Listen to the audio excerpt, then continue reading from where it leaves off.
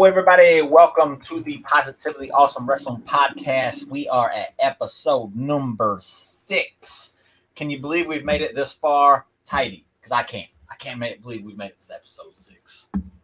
Man, as long as we got something to talk about, man, and wrestling's got some stuff, man. Let's see if we got any good stuff for this week. And I think we do.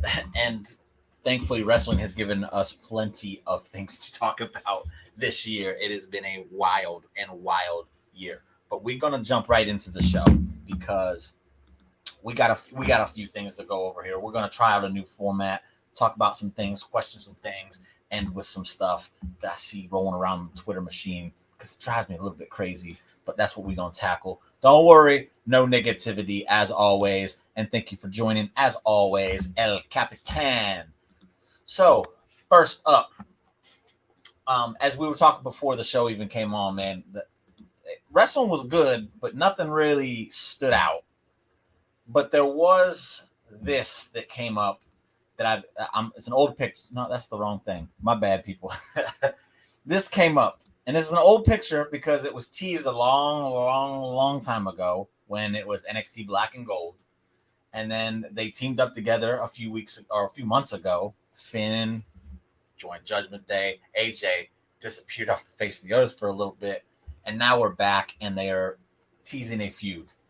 So, with that said, get the first question out the way, right out the gate, Tidy. Do you see AJ Styles joining Finn Balor and the Judgment Day? Man, they're doing this so good where, the commentary keeps touching on it too. Corey's like, you never really needed nobody, etc. But it's been 2 weeks in a row of this. I think he can. I think it could be. If I was to put money on it, yeah, I would say so. I would say, yeah, he definitely can. Probably will join. Okay, we are on opposite sides of the fence here on this one because I don't think there's any way possible AJ joins Judgment Day for one reason, honestly, and it's just that Judgment Day is about people who are not given opportunities and feel underappreciated, and they're there to help them get there. AJ don't fit that MO to me at all. You could say the past year that it kind of does because, he has been underutilized, but he's also doing the veterans thing. I'm putting these young guys over. I'm helping this guy get along. He was given the impossible task of getting Omos there. He did as good a job as he could. That's for another day, though. We won't touch on that too much. But for that reason alone, I can't see him joining. And to be selfish, I want to see AJ and Finn just have, as Sheamus would call, banger after banger after banger after banger of matches. Because they definitely will. Definitely will. He's not gonna join Judgment Day.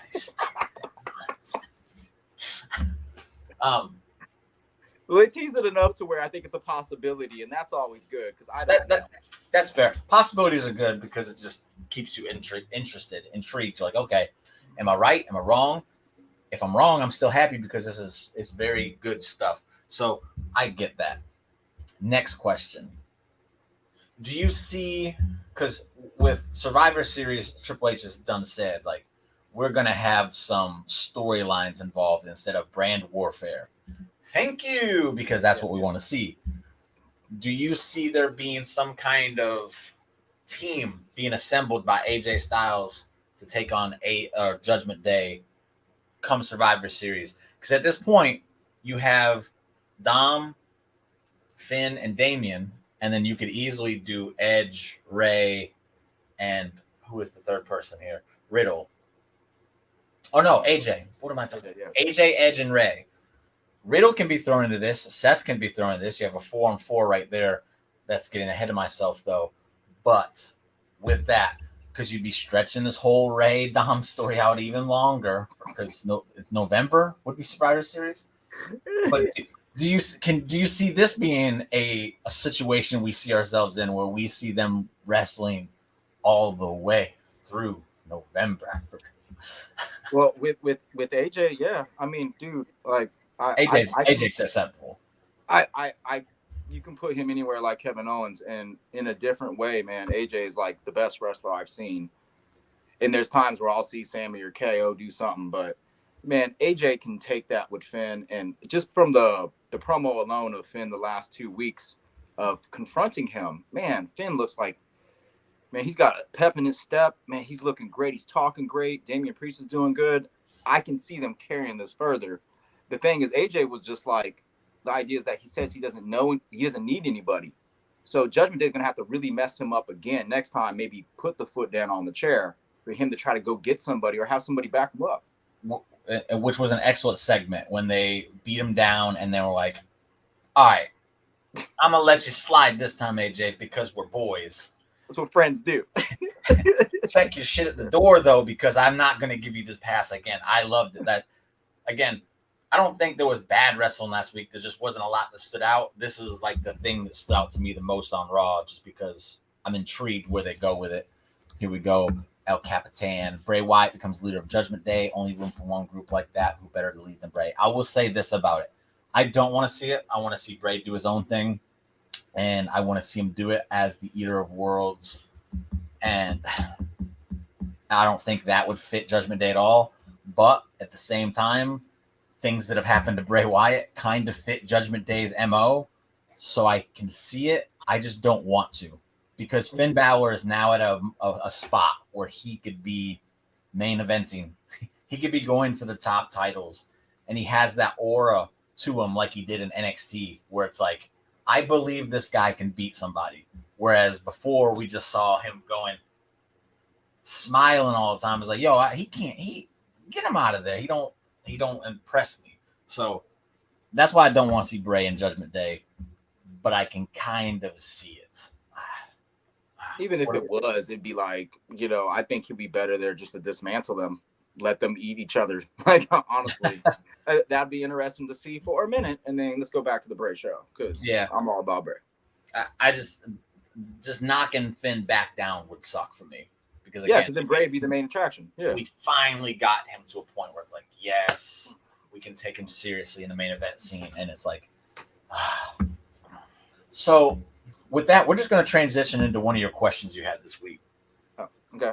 It's about Edge and Finn. Since we're on the topic of Finn Balor and him being in this spot, you brought this up.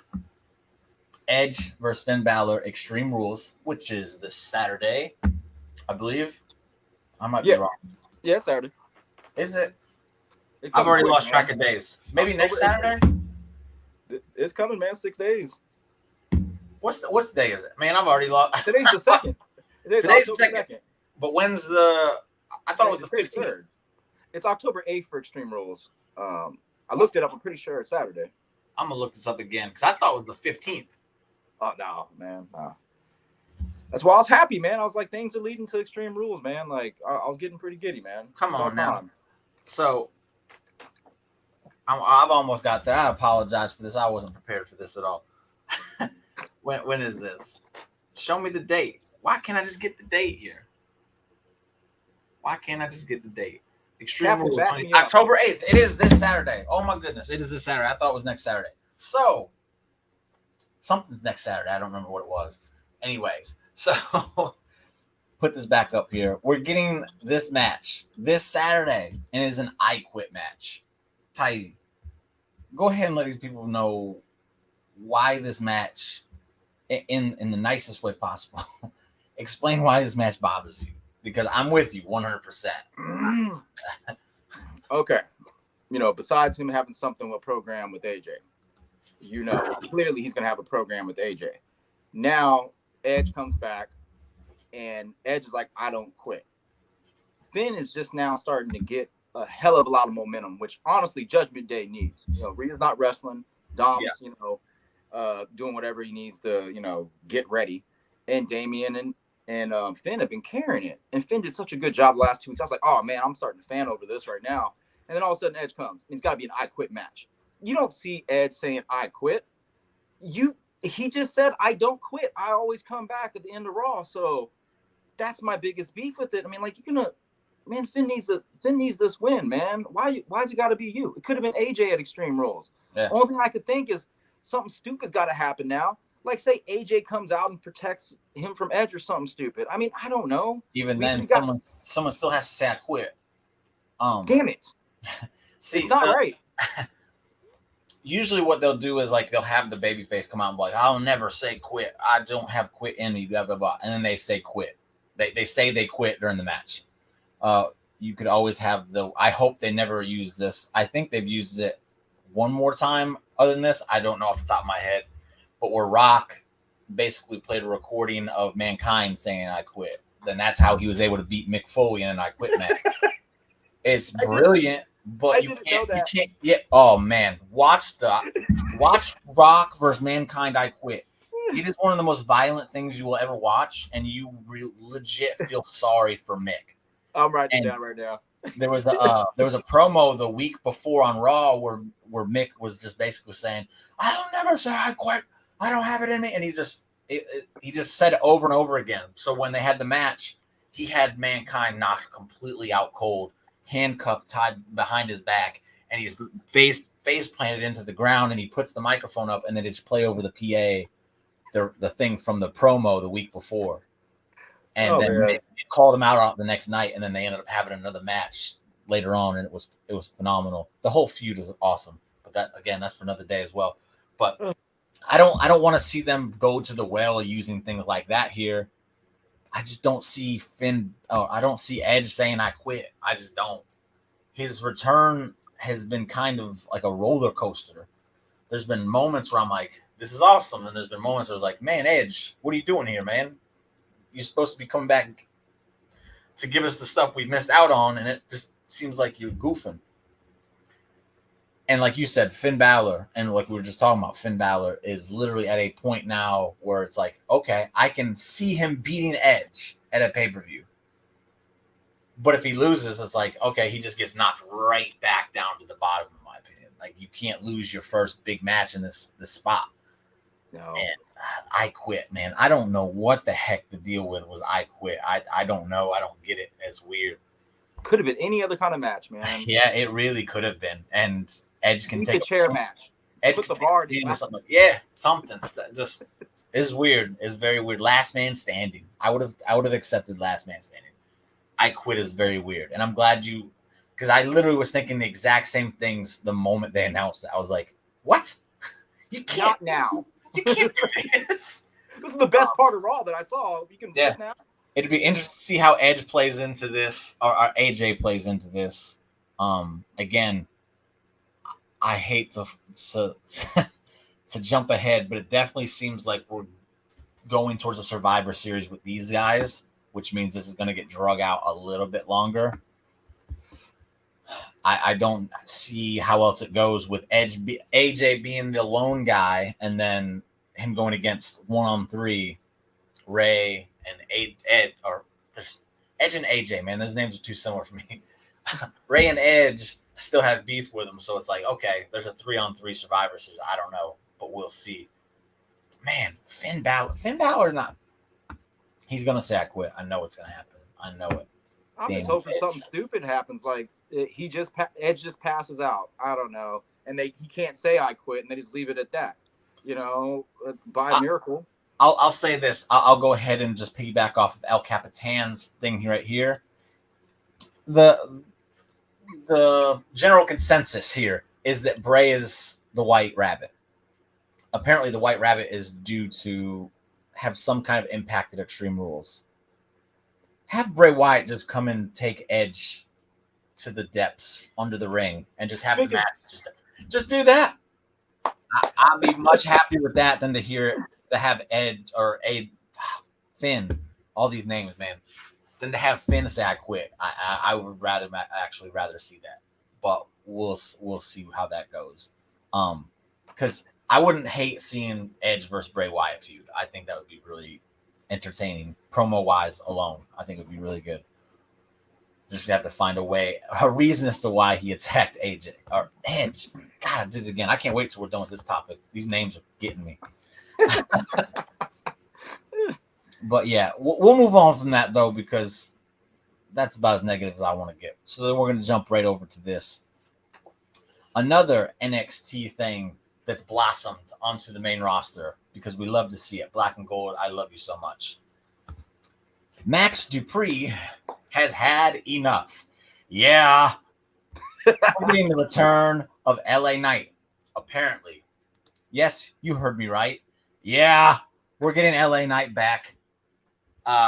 Thank you. I am super stoked because I like to give WWE all the chances in the world for things like this maximum male model thing. And it was funny for the first few weeks. And I was like, okay, what can we possibly do with this at this point? What are we doing here? Because Sami came back as a manager and it worked out perfectly for him. So I was just hoping the same would be it would be the same for LA Knight. But maximum models was not it. So looks like he's breaking free from that. The LA Knight. Do you think the transformation from Max Dupree to LA Knight is literally done at this point? Do you think the next time we see him, he will be LA Knight? Or do you think this is something they're going to drag out like they tend to do sometimes? Well, it wouldn't make sense unless he's going to go by something else than LA Knight. But that thing, I mean, that's clearly LA Knight. I mean, so he was NXT LA Knight. He was blowing up in a minute. There was like the last couple matches. I mean, I always liked him, but then I started really being a fan of him his last couple matches where he was at NXT.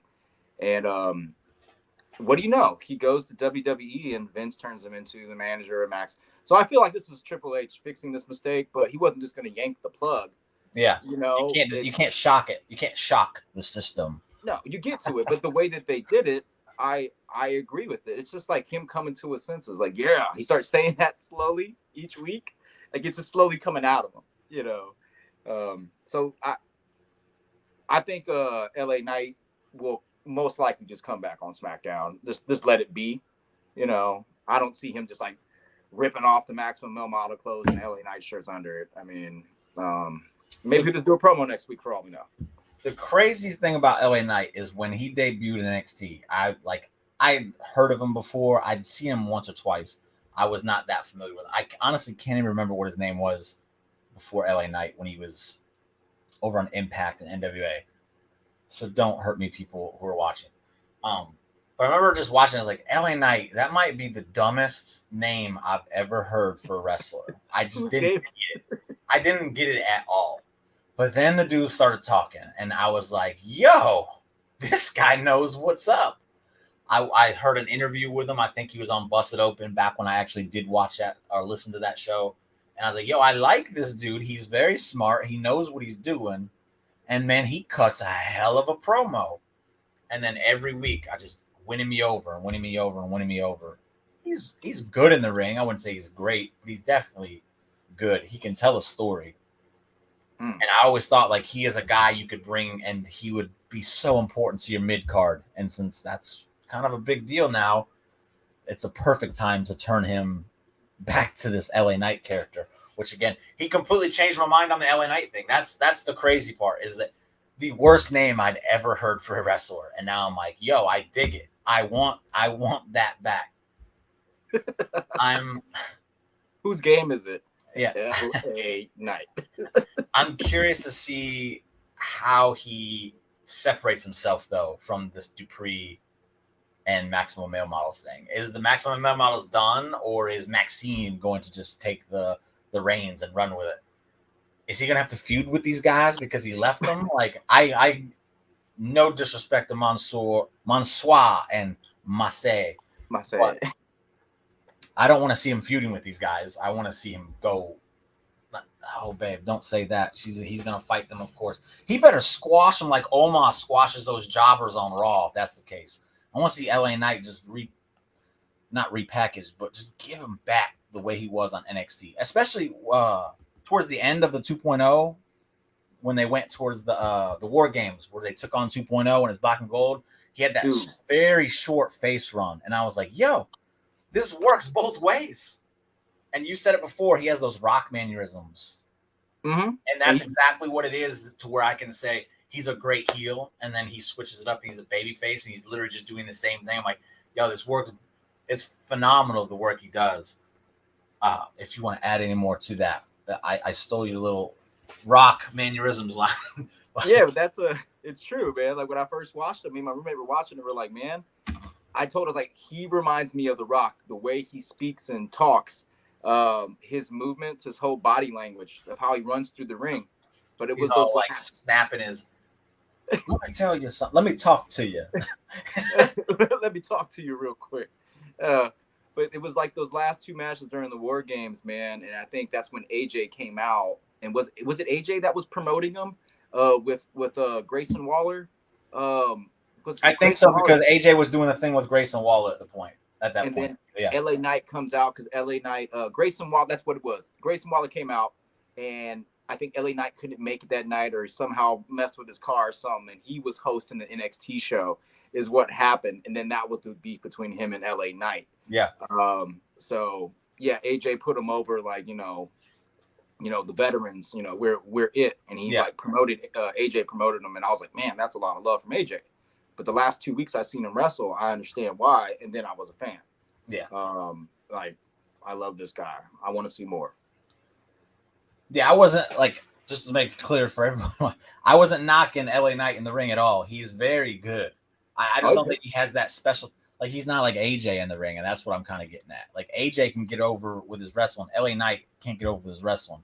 But man, that promo work he does and the character stuff he does is it's so good. I don't want to say it's the best they have, but there's not many that are going to be better than the character work he does. That's what I think about LA Knight. Like, that's how highly I tout this man. And I'm just so glad to see him not doing Marseille and Mansois stuff anymore. Let Maxine just have that because that was a mistake. But yeah. So if you got no more with that, we're going to move on to the next part here. I'm good. I'm just excited to see LA Knight back. That's all. I'm very excited to see him back. So yeah, we'll just move on to another one of your questions here. And it is I already did that one. My bad. I'm trying some new banner things tonight. So bear with me, people. We'll do this one first because it's them too. Liv Ronda. This might be the most non-obvious winner that for a match at Extreme Rules. Like, it's the least predictable match in my opinion because I don't know where it's going. Unfortunately, I don't like either way it could go. But I'm gonna let you go ahead and take the reins here for a minute so that we can get the wheels rolling, and I'll jump in with what I got to say about it. Okay. As nice as I possibly can, because it's no secret what I think about Ronda Rousey for the most part. I have enjoyed her away from the time, but for the most part, I don't like her. So. Yeah, I've been through the years, man, with Liv. Becky got Liv over. Everybody was rooting for Liv. And then she's got this title run. She beat Ronda twice, which shouldn't have happened. And one of them seemed faulty, like, shoulders are down, then she tapped or whatever it was, or Liv just tapped. Yeah, it was that. And now I don't counted. Yeah. The so-called character of the baddest woman on the planet, how's she gonna lose 3 times in a row, man? And then, but the thing is, oh yeah, that's right. Okay, sorry, go ahead. The thing is, it's an Extreme Rules match, so Liv can break out bricks and bears and shit can just fly from the roof and blow up on Ronda's head for all we know. I mean, so I give it that, but they were really pushing hard, Liv being extreme these last 2 weeks on SmackDown or whatever, and I'm like, it's not that I don't see it in her. I don't know why they're pushing so hard for that, because they're trying to make this like a match where you can really say Liv could win this. But I did like them feuding or fighting each other, pulling each other off this last SmackDown. It shows that she's not afraid of her. She's not going back down. Yeah, I think that was important.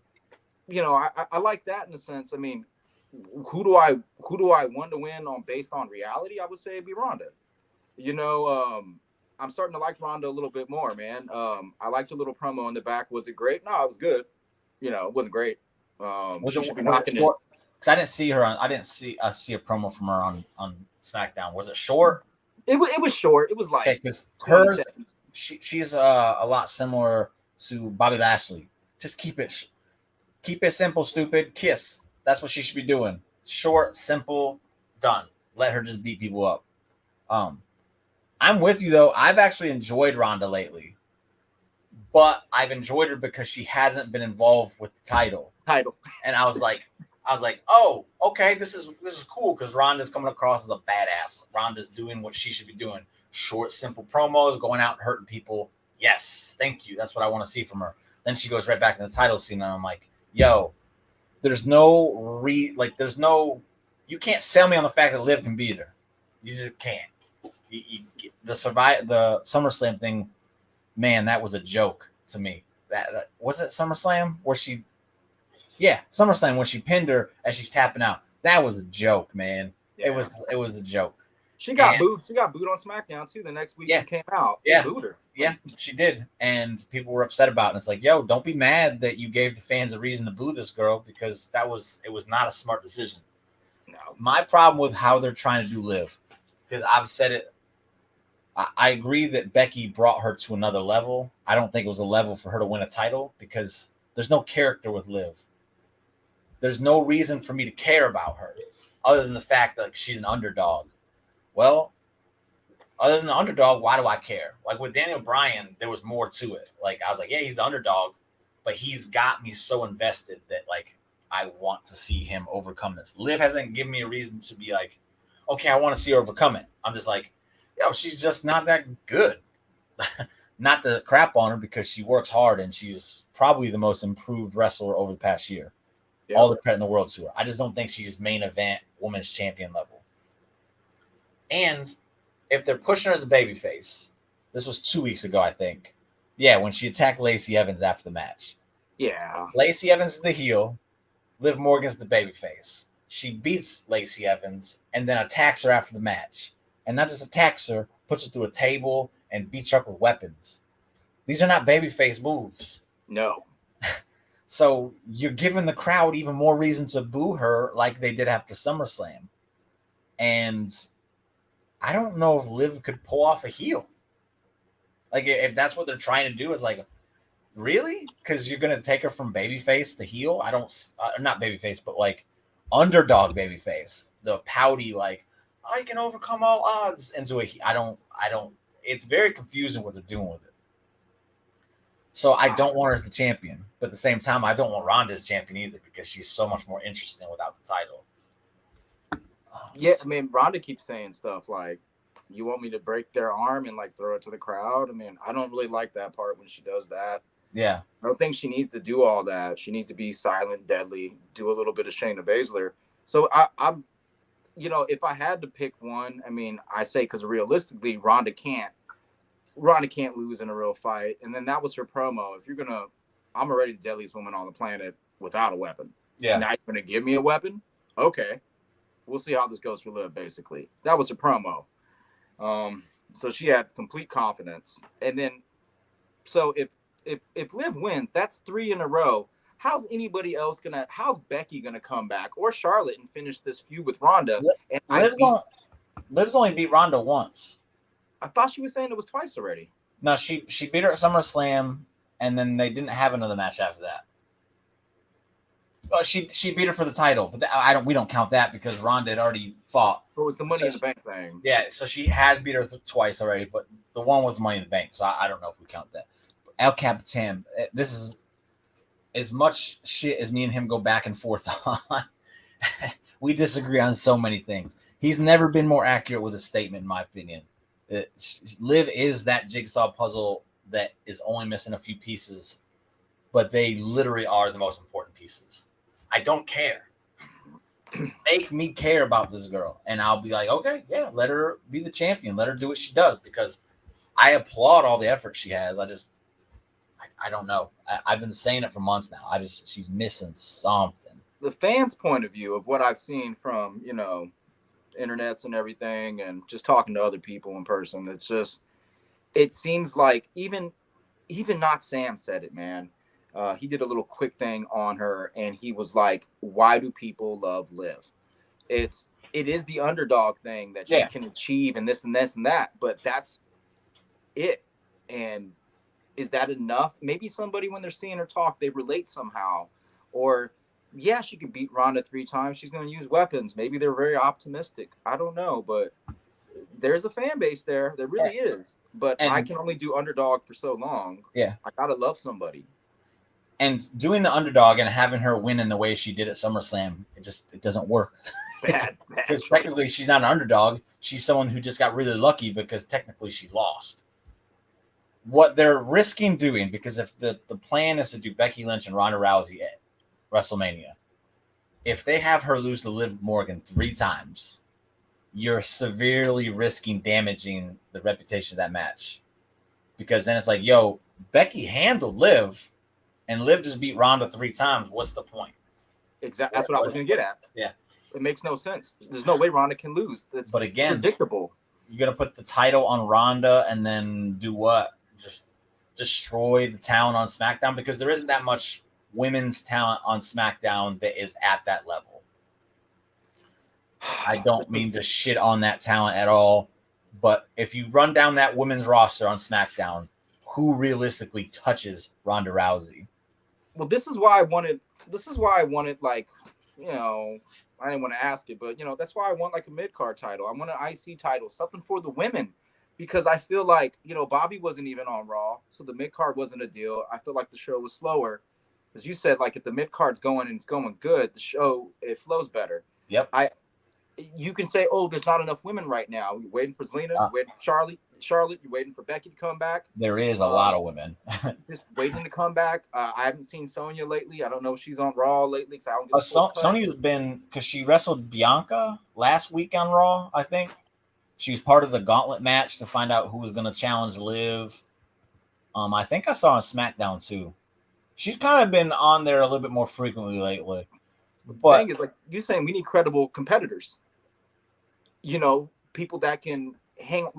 Look at the men's division. You got Seth, you got Bobby, you got KO, you got Sammy, you got I don't give a crap anybody. Main event Jey Uso, you got the Bloodline, you got some big names, man. LA Knight's coming around. The IC title, you got Gunther, Sheamus, Bloodline. I mean, it's just, you got competitors that can step in. Madcap's right. Like you have all these names, and the benefit that the men have is that mid-card title, because in the past, that's literally been the test for talent. When they're on the uprise, put the mid-card title on them, see what happens. See where they go with it. And if it's like, oh, that's money, let's see if we can push them to the next level. That's why you'd see people, like, I think there was a period there where the Intercontinental title went from Triple H to Stone Cold to The Rock within like a year and a half's time, like in the 90s before they all went to the world title. That's crazy. Wow. You don't see that kind of talent in the IC title. Well, maybe now you do because Triple H is doing his thing. But you're not seeing that anymore. You're seeing them just put an IC title on someone just to kind of shut them up. Like they're getting frustrated. So you're like, oh, you're a champion. And then they take it away from them. And they don't elevate them after that. They don't elevate them during it. Gunther's being elevated right now. So they are doing that now. They weren't doing it prior. With the women, there's no title that does that. So it's like, yeah, like how am I supposed to believe that Shotzi is just one day gonna just flip a switch and be like, I'm world champion material? You have to. And let's touch on this, and then I don't know if the NXT Unified the Belts. Why not call her up to SmackDown? We're talking about Mandy Rose. I got a hot take on that a little bit later. August 27th on. Yeah, right there. That's the IC title. Just throw in Owen Hart in there a few times too. It's crazy. And then they throw on someone like Billy Gunn, like, okay, this didn't work. Sorry, Billy, you don't get a main event title run. And that's fine. You gave him the opportunity to get to that moment. With the women, and I'll break this down real simple because I could go all night talking about this because I've written this out before. The women's division could easily be looked at on a grander scale and a more serious thing. Give them their own show. And I'm not talking about putting it on TV. Put it on the Peacock, put it on the network, whatever you want to call it, on Wednesday nights where the NXT show used to be. Make it 1 hour. You literally have every girl that's on that roster, whether it's Raw, SmackDown, or NXT, I don't care. All of them are available for that show. And you could have that mid-card title be the title for that show. So give them the United States title. And then I don't bring back the European title for the Monday night second card. I don't know. Do something, but make a card or bring in a new one. I don't care. Just give them a mid card title for that show that says, okay, we have the likes of Shotzi and Dakota and Candice and Lacey Evans, all these girls that are like right on the cusp of breaking through. In my opinion, I know a lot of people have other opinions, but this is mine. They're all like literally on the cusp. But again, I can't buy that just one day they're just like, okay, I'm better now. Like I want to see them rise through the ranks and carry. Like if Shotzi was to win this title on this show that's on Wednesday nights and has like this crazy 14-month reign with it, where she's like just taking on all. That's how Asuka became a big deal. Like in NXT, she was a women's champion for like almost 2 years. So when she came to the main roster, it was like, yo, she's been champion. Like she's undefeated. And it's like, okay, I can see her as a threat. But I'm sorry, when Lacey Evans is like, you're nasty. Why? Why? I like it though. Why should I look at her as a threat? Shotzi comes out on a tank. It's really cool and it's marketable.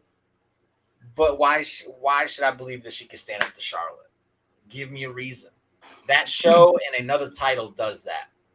And if you have to, take one of the main titles away. Have one main title and they flip between. I don't care. I don't. If you don't want to have too many titles, do that. But okay, so that was the only 3 guys who held that title for a solid year. That's nuts to me. That is nuts. Because now just the craziest name, Curtis Axel, is Intercontinental Champion. That's crazy. But yeah, that's how I would handle the women's division and a mid-card title like you just brought up.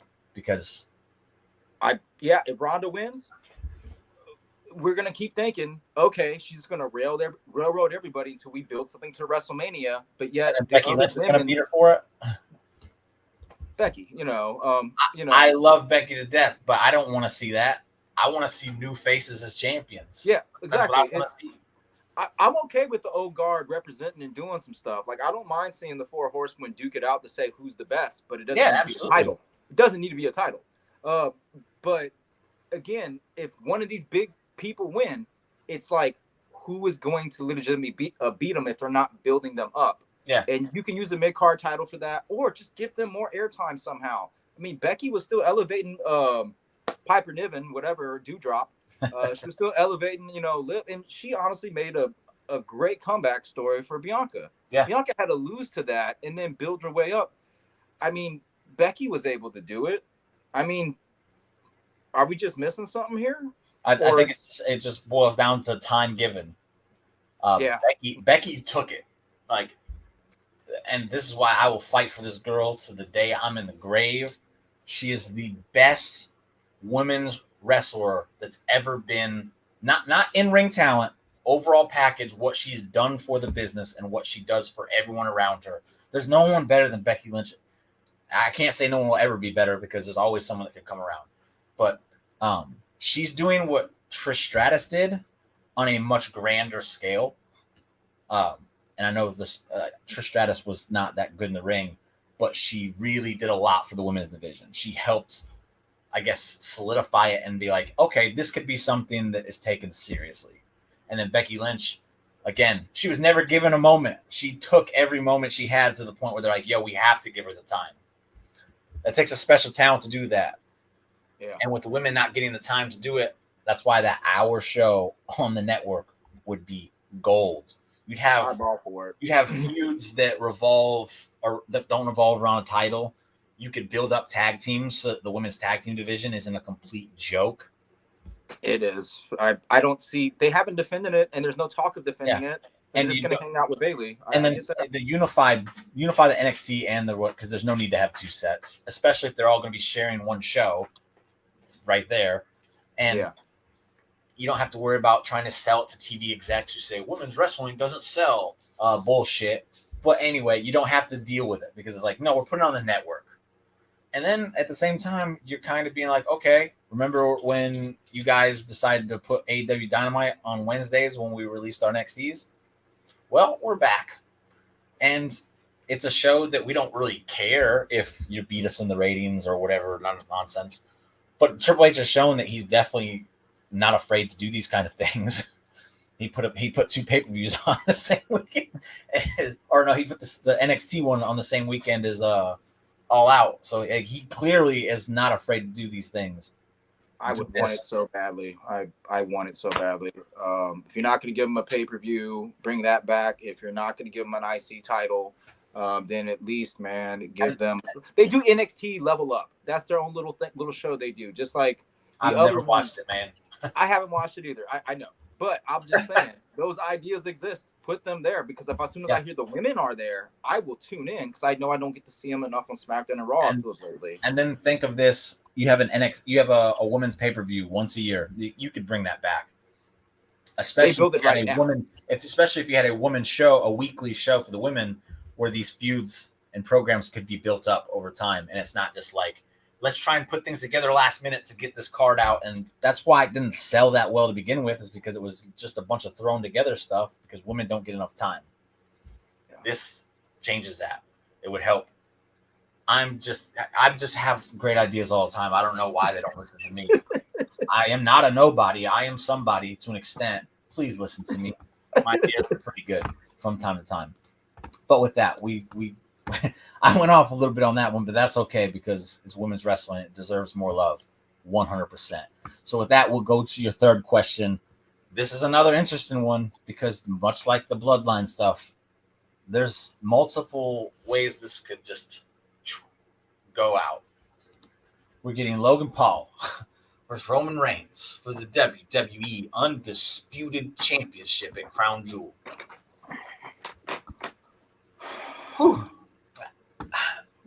Well, let's see. We'll get to prove that against Maddie tomorrow. Yeah, but we'll touch on that at the end of the show for sure. For sure, buddy wars. But anyway, Logan Paul, back to this. Logan Paul, Roman Reigns. Quick question just to get us started on this topic. Is Roman Reigns losing either one of his titles? No. Why are we talking about it then, man? Because, man. Continue. Go ahead. I'm just joking with you. I'm just giving you a top. Go ahead. I'm talking about it because I was some of the stuff we talked about was just the predictability as, like, fans. We look at, well, how would that make sense, or how is that elevating anything? How's Becky going to beat Ronda later if Ronda loses again? Who cares, right? Yeah. It's the same thing, man. Like, Roman, where he's at, it's not a real reason that he should lose. I think you're more tuning in to see how good of a fight Logan Paul can put up with, and how good can he do. But there's no way Roman's going to lose. He's got too much interference to help him. The thing is, it's so predictable that we got to think of things like, does Theory try to cash in, again, which it's failed 3 times in a row. I think he's given up on that by now. Another thing that I don't think people are thinking about at this point, just because they're living in the moment and they're really appreciating the stuff that Sami and the Bloodline are doing, because it is really good. And now Solo is adding to it. I think Sami's relationship with the Bloodline at the point of this match will be very interesting, because we talk about how much interference help they have. Well, Sami's not even allowed at Crown Jewel, so that's minute anyway. But okay. That's right. I think that could still play into it a little bit as the Jay stuff boiled over to the point where he's like, nah, screw Roman. I ain't helping him no more. Possibly. Roman might just side with Sami here, and Jay's had enough. And then that could, fall over into what they're doing with the Logan Paul stuff. I don't know. But realistically, there are 3 options for this match to end. Roman wins. Logan Paul wins. Which we're not even going to entertain that one. That Logan Paul. No, we are, because I do have a way this happens. And Austin Theory cashes in, and he either wins or loses. With those 3 scenarios, I'll go ahead and spit to you. Do you think Austin Theory tries to cash in here and gets involved in this match? Realistically, like in real life, I'd be like, I don't see Logan hurting Roman enough for me to cash in. But isn't it if he cashes in, he can just pin anybody, right? I mean, so if he turns into a 3-way, then all bets are off. If he's smart enough, like, and he claims he's got like the brains, making fun of Drew last week, He does have the brains, bro.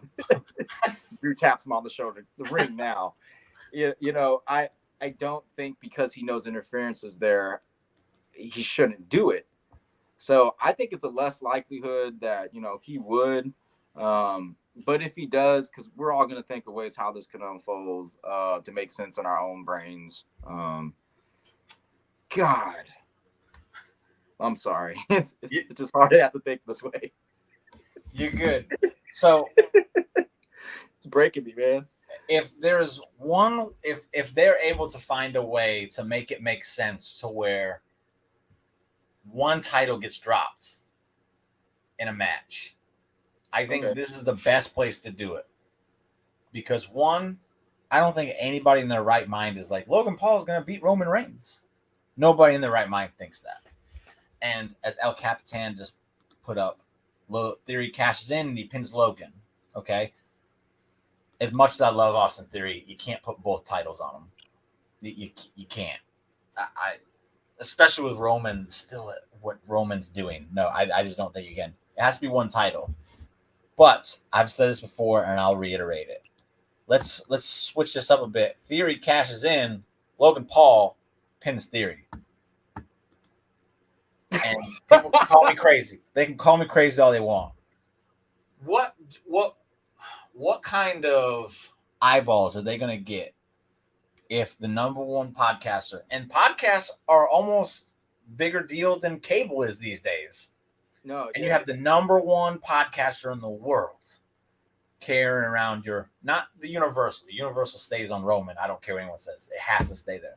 It's going to happen. You have Logan Paul wearing that WWE title, though, going on Good Morning America, whatever other day shows that he does to run press things. And he's promoting it on his podcast for people to tune in and be like, what was it, like 25 million YouTube subscribers he has that watches shit?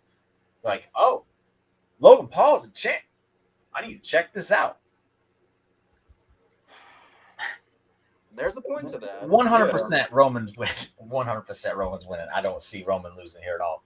But my thing here is Roman would lose, but man, he didn't. He saved face.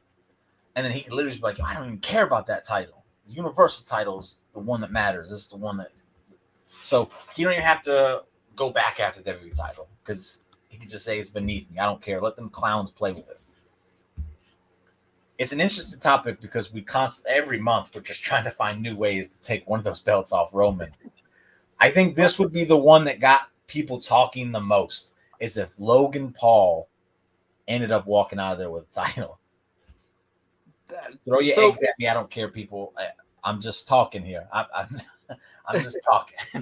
So how do they transition this? They keep talking about the undisputed, universal. They keep saying that. How do they transition from all that advertising this? How do they get to the point where it's like, oh, it's only going to be one title?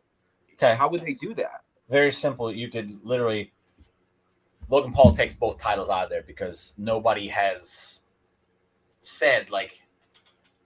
Because when the Money in the Bank briefcase comes in, that contract in the briefcase could literally be worded for one title.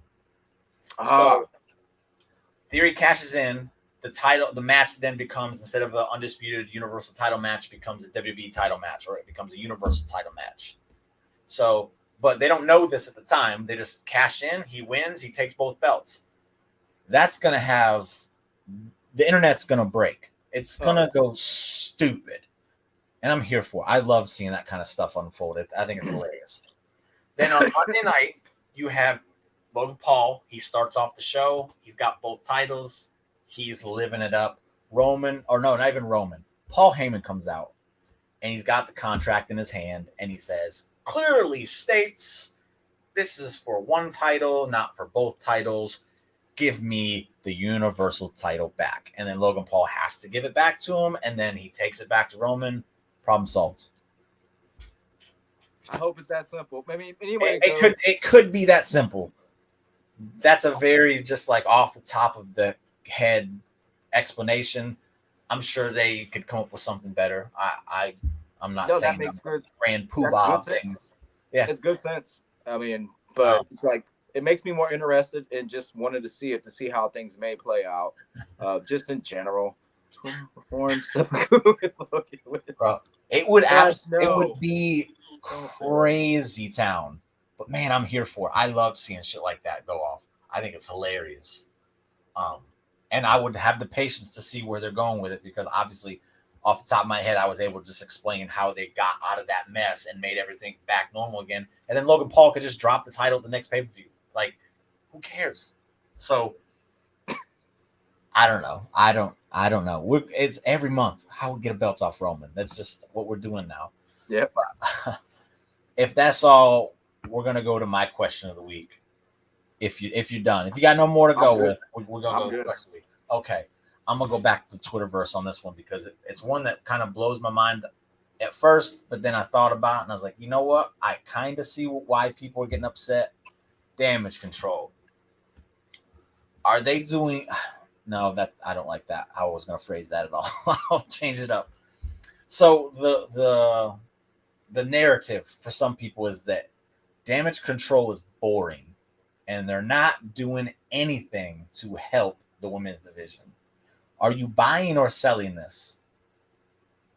You mean selling, like passing that shit on? like you're not buying, like you're completely against what they're saying. I am against what they're saying. Okay. Excuse me. I will say this. I think this comes from Damage Control. We were talking before the show starts about this as well. The women's matches seem to kind of not be as much lately. But they've kind of dwindled down a little bit. I don't know if that's injuries or what. I'm not sure. But Damage Control does take up a lot of segments. And those are segments that other women could be given the chance to do something with. I understand they're trying to make Bayley a big deal again. They're trying to really get over Io and Dakota here. I get it. But at the same time, you are kind of alienating the rest of your roster here. And I will say, as much as I love Bayley, I love Io, I like Dakota. I like this whole group. I don't. What am I trying to say here? Go away. Why is this not showing up? There we go. I don't think the entertainment is there to justify the time they're getting, if that makes sense. Yeah, it does. Like Bayley and Sasha during the pandemic was gold. You want to give them the kind of time Damage Control's getting now, I was all for it. I don't see it with this group. But that's not a knock on it. I just think there's other women that could be getting the time and making better use of it. Like Doudrop. Where'd that Doudrop go? No, NXT. She's in NXT or whatever now. Is she in NXT? She was there for a minute. I haven't seen her. I know she had a match with Nikki, but now Nikki's back on Raw. Nikki's like losing singles matches against the return of Candice LeRae. Hooray. But yeah, Damage Control will get like 4 segments a night, and then no other girl will get a segment. It's like, what's up with that? That's kind of wild. The double duty's been going on for a while too. Yeah. I really wish double duty would stop. I understood why they did it Friday, Hurricane stuff, but I want the brand split to mean more. I don't want brand warfare Survivor Series, but I definitely want brand splits. I don't like how they just back and forth all the time. Oh. I think the biggest problem I have with Damage Control is if I look at Toxic Attraction, you got 2 trio of ladies here. You have one that was the veteran, if you want to call Mandy Rose a veteran, a established name who took 2 girls under their wing and kind of was there to like help them get noticed and move along. With Toxic Attraction, Gigi Dolan, like I've seen shows where they were chanting her name while she's in the ring with Mandy. She stood out. JC Jane has gotten love. She's standing out. Dakota and Io just kind of look like grunts with Bayley, the way they're being presented. And I think that's where the idea that Damage Control is kind of like, because, again, with Toxic Attraction, every girl, I think, matters to that group. If I took Io out and replaced it with someone else, it wouldn't matter. If that makes sense. Yeah, that makes some sense. Like my theory behind it is what I talked about before about you know, Bobby had a match to match. You know, him having his title was, you know, Seth, etc. Riddle. Yeah. I mean, he's, you know, what's his face, Mr. Money in the Bank Theory. He's had something kind of set up after setup. But Bianca, the problem is Bianca hasn't really had a match in a while. We haven't seen enough women fighting. You're going to bring back Dakota and them, and I was in love. I was popping. I was happy for it. I think everybody was, because I know who they are individually. But because that took so long to even get to the point we're having a match now, and Bayley's like, oh, I'll on my time, whatever. But I don't feel like they've had the best matches or enough people to beef with or enough stuff to go on. Yeah. And because Bayley and her just getting to that point to finally having a match took forever, when Bianca was already on a low on having like super important matches that were matches that she could lose. I think maybe that's why it just added to it. And people are like, hey, man, this has been a dead scene for a while. And now that you're going to throw them on the moon, there's no population on the moon, man. Yeah. I think that played a lot into it, because I think all three of them can be incredible. They can be great. Absolutely. EO, just to touch on Captain here, he's selling on Dakota and EO buying big on Illy. Yo, Io Shirai, like, I don't know what your take on Asuka is, but Io Shirai is a better wrestler than Asuka, in my opinion. Io Shirai is phenomenal. Like, straight up phenomenal. She is a girl that can get over if they just let her go, which they have to an extent. But she's just looked at as Bayley's crony. So you're like, okay, she's really good, but she's never going to do anything because it's the not caring thing. They're not giving me a reason to care about Dakota and Io. I care about Bayley because obviously she's the face of that group. The group is taking over. They're on TV all the time, and they're going after the top title. Io and Dakota are not getting that. Like Gigi and JC. Like Gigi and JC were presented as a big deal. Io and Dakota aren't. And I think that's why the Damage Control hate is kind of starting to show its ugly little teeth real quick. And hot take, Bayley cuts the best promo by a lady in WWE. That's only because Becky's not there. And if Becky was there, she would smoke Bayley on the pop. So here's my take on Bayley giving the best promo. Like, she had a really good promo with Bianca. She came out and tried to make it real. You were handpicked. That's the problem with you. And it's almost reflecting at, old management's gone. Like, I'm here to take back what everybody knew I was on a roll with. Like, I held the SmackDown title for the longest time during the whole Thunderdome, and she was so relevant and so great. I mean, I think that was kind of where she was going with it. But then Bianca's like, I earned everything, and I did. And she fired back really quickly. And you got to give Bayley more time. She just got back, it seems. But it was still a really good promo. Oh, yeah, something for sure. Fell short on that just a tiny bit, and I couldn't put my finger on it. Maybe it's the background of the moon. This championship has been on the moon for the last, 3 months, it feels like. And it's just getting stagnant. Maybe that's it. I think it's because the title's on Bianca, and I hate to give Bianca any kind of shit because she's so good. She's good. She has that megastar quality to her. She's just gotten stale with the title. I can't put it any other way. I think she's just very stale. Again, she hasn't had anybody really to fight for a while. I mean, and when you have Damage Control taking up all the time, it's like, where are these contenders going to come from, and why are you dragging this thing with Bayley out so long?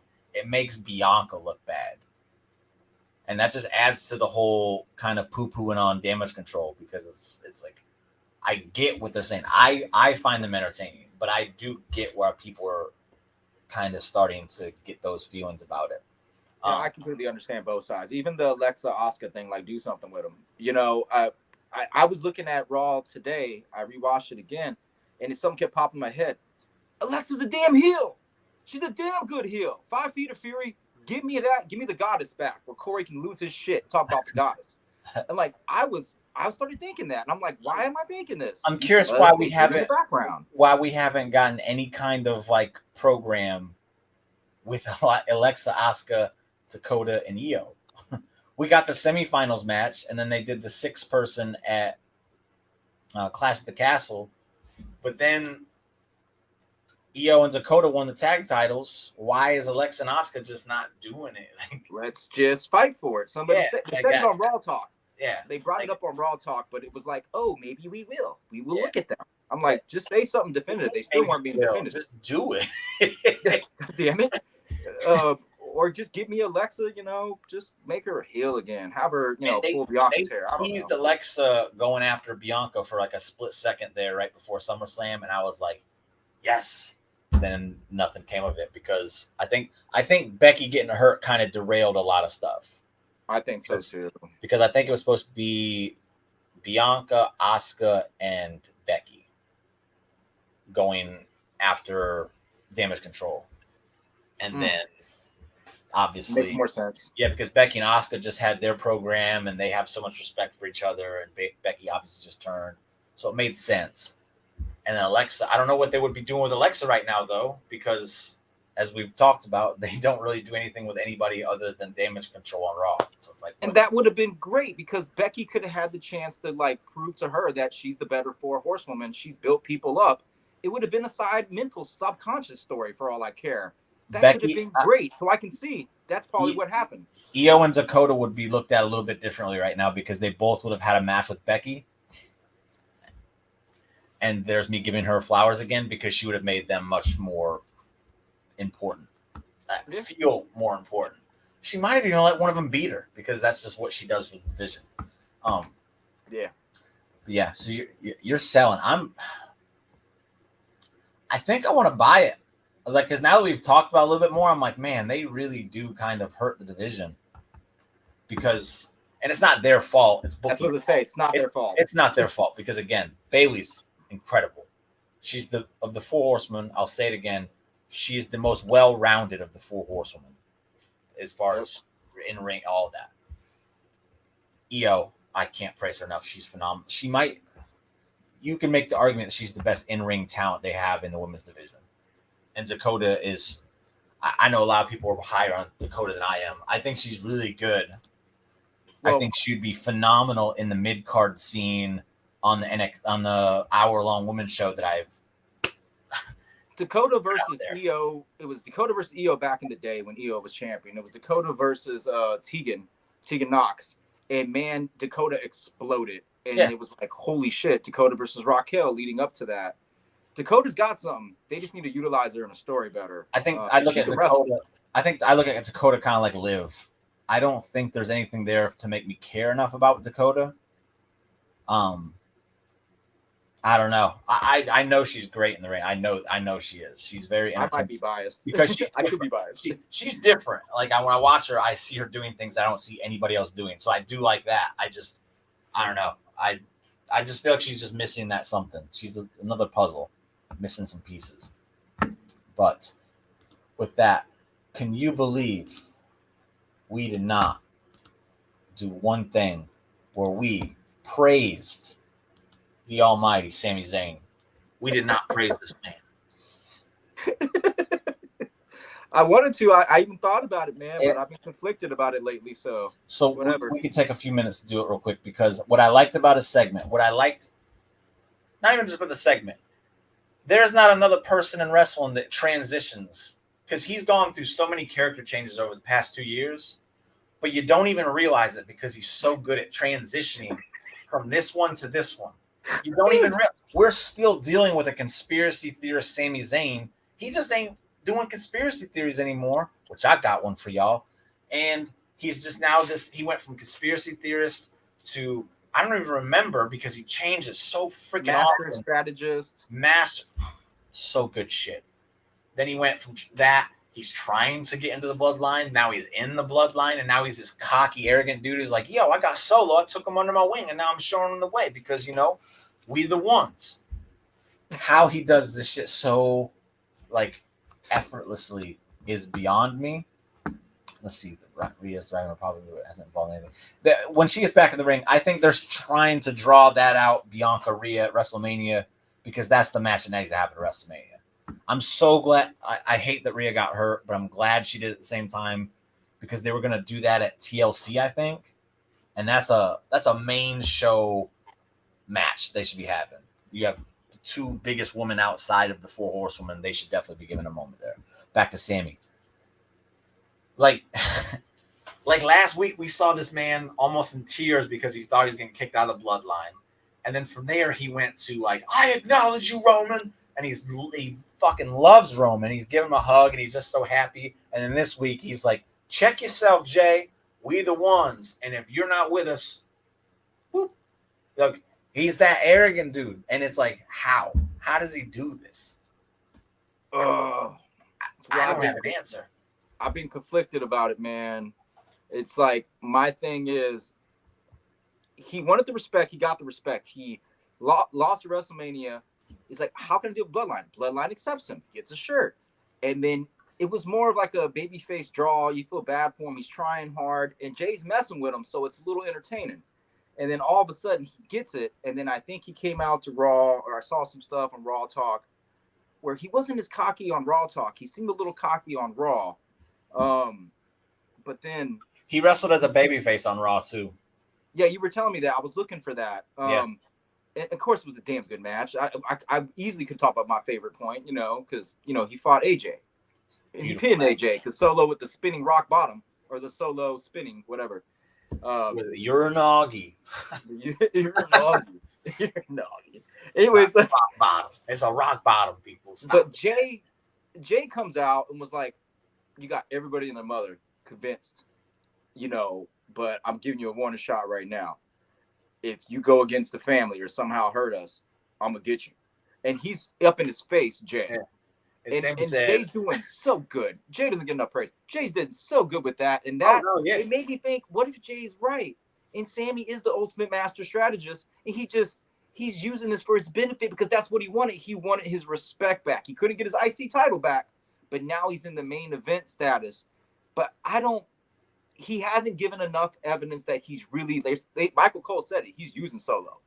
I've listened to the commentary about what they've been saying about it. So it's got me a little conflicted, but he only line stepped a little bit. He kind of danced around the line of like he's, a little too cocky, and then he went right back. I'm going to point out right now, he's not using them. The fact that this man has taken a Claymore from Drew to save Roman. He took a chair shot from, I don't remember who it was, to save Solo. I think it was Drew McIntyre. Drew McIntyre really has it in for Sami Zayn. Oh, hell yeah. But he's taking shots for these dudes. So I don't think he's using them. I think he's legit just like, yo, if I can latch myself onto this bloodline thing, I'm going to go somewhere. And maybe at first it became like this thing where he's doing the master strategist where he's like, I got to just do this to survive. But now it's gotten to this point where like, yo, he's embraced it. He's accepted it. And like, he's starting to, as we talk about all the time, kind of transform into that person that's like, yo, this is what I wanted. This is what I've needed this whole time. So that when they do turn, because God, I hope he doesn't turn on them somehow. That would be a fucking god-awful mistake. That would be a big mistake. Yeah. But when they do turn on him, he's going to have that babyface thing, and then he's going to have so much material to go off of. And we're jumping the gun, but he could literally be the person that dethrones Roman when this is all said and done with the way it's going. He could. And I wouldn't be against it because he's doing the best work. It's not even close. It really isn't even close. There's nobody touching this dude right now. Ability to switch on a dime and go with the program again. Absolutely. And he just showed on Monday, because we haven't seen Sami really go in the ring in a long time. On Monday, that man just went, let me show y'all what I can do as a babyface. Give me that babyface fire, Sami, against the fucking ruthless Roman who just stalks his Yeah, because even if Solo is buying everything that Sami's saying, and Jay's the only one, so I just don't trust you yet. And regardless, it's entertaining. Now you got Solo backing him up, kind of. You got this three-way thing lately on the interviews. So it is literally the best thing in wrestling. I just felt conflicted. You make me feel better. Because I was like, man, if he goes like full on heel like an asshole about it and gets too arrogant, but he didn't go too far this week. I saw little hints of it. Yeah. I was like, that's going to kind of hurt my feelings, man. Because I like the Sami earning his spot kind of thing. I don't know. Like I said in the Raw recap, when he did the springboard moonsault to the outside, that's when I was like, okay, I see where they're going here. They're just giving you little teases and hints of it. I'm going to put out the calling card this week. I think next week I want to do the show where we break down the the bloodline stuff. That's what I think I want to do next week. So anybody who's made it this far on the show, next week that's what we're doing. I'm gonna find 2 more people to join us for that because I wanna like really sink my teeth into it. Because even with all the theories we've come up with, there's still more. No, there's more. There's so many Captain. more. So Captain in here. Yeah. Maybe he'll actually love. I think he loves Sami, right? No, he loves Sami. Look at this. Sammy gives him hope for the wrestling business. That's crazy to hear coming from that man. But I'm glad we've been able to convert him into a Sami fan. But yeah, that's the show. I think we touched on a lot. We had to sneak that Sami in there though. Next week, Bloodline. That's the show. I'm tired of waiting. We're doing that next week. So with that, thank you guys for joining me. Buddy Wars is tomorrow. If you're watching this later, go to Wrestle Buddy's channel. You'll see it. I'll be taking on Quizmaster Maddie. Let me talk to you for a minute. When this thing started, I was clearly the number 1 seed in this tournament. That's why I went first. Zayn was clearly the number 8 seed because it's Zayn. They let this man come in there and turn it into a comedy show, trying to do something just to throw me off my game and steal victory from me because we're all laughing at what Zayn did. I see what they were doing there. It didn't work. I still made it to the second round. Then I find out people were like, yo, I'm going to step aside and let other people join it. Let me tell you something here, people. I had to earn my spot. I didn't have people stepping down. I didn't have people backing out, any of that. I'm the only person that had to fight for my spot. And now they put me up against Quizmaster Maddie, a person who I think lost in the first round. But because people stepped down like, yo, that should have given me a second round bye. But it didn't. We put Maddie into the spot, and now I got to sit there and do this. Let me talk to y'all real quick. This shit is getting out of hand. And now I got Captain up in here. He ain't saying anything yet. He's about to. Talking about I'm on some crazy nonsense. There's no conspiracy. Yo, there's a movie about it. There's a movie. I put the trailer out there for y'all. There's a conspiracy against me, but it's not going to matter. It's not going to matter one bit. Because if there's one thing Jimmy Bay knows, it's booking, baby. And I'm going to fantasy book the living hell out of the worst in your house of all time, the Great White North. And if you want to see how it should have been done, it could have been done, and if I was in charge, would have been done, tune in tomorrow because you're going to see that, you're going to hear it, and then you're going to watch Maddie cry. I can't compete with this. I should have just stepped down, and Jimmy Bay should have got the second round bye. That's how it should have been done. That's what it's going to be anyway, and I'm going to go right into the finals and take out I hate to do it to Tyler because he's such a nice guy, but if he makes it, I'll slap his ass down. And El Capitan, sinking the ship. That's where we're at. Buddy Wars, tomorrow. Watch it. If you don't watch it, you will be sorry. And that's what I got to say about that. Tidy, you can say goodbye now. Whatever you want to do for that. I got to say after that, that's hilarious. I'm tuning in for that crap. All right. I'm done, man. Awesome. Bloodline next week is awesome. We'll say goodbye, baby. Boom. And we're ending the show. Peace. Oh, I got to hit the button twice.